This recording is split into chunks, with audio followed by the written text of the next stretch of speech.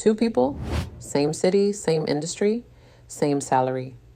10 years later, one has assets, options, and calm. The other has a better car and the same anxiety. Everyone wants to explain that gap with luck, timing, or connections. It's none of those. In the next 6 minutes, I'm going to show you the actual mechanism, the one that decides your financial ceiling before you earn a single dollar. And once you see it, you can't unsee it. Here's the pattern nobody talks about. You push for the raise, you get it, and within months, life absorbed it, the number went up, and nothing changed. So you conclude you need to earn more, you do. Same result. That's not a discipline failure, that's a ceiling. And the ceiling isn't in the market, your industry, or the economy. It's installed in you. Your identity carries a number.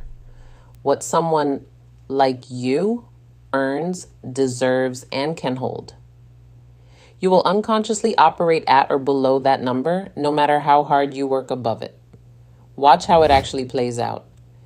Every time you approach a new level, something pulls you back. You undercharge. You spend the surplus before it settles. You talk yourself out of the bigger ask, the bigger room, the bigger move. And here's the part that matters. That pullback isn't weakness. It's your subconscious protecting an identity that hasn't been updated. Your nervous system treats earning above people like me as exposure, as a threat, and quietly steers you back to the familiar number.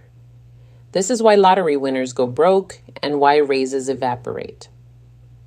Money that exceeds identity never holds. The identity sets the ceiling. The income just rises to meet it, then stops. So how do you raise it? Not with affirmations, with evidence. Identity updates on proof, not positivity. Every day you make one decision the next version of you would make, and everyone is a brick. You invest when it's uncomfortable. You say no to the purchase that performs wealth instead of building it. You make the ask that feels one size too big. You finish what you start when nobody's watching. Stack enough evidence and your subconscious recalibrates what normal means. And once normal moves, the behaviors that build wealth stop requiring willpower. They're just what someone like you does. Then the income follows. It always follows. It just can't lead.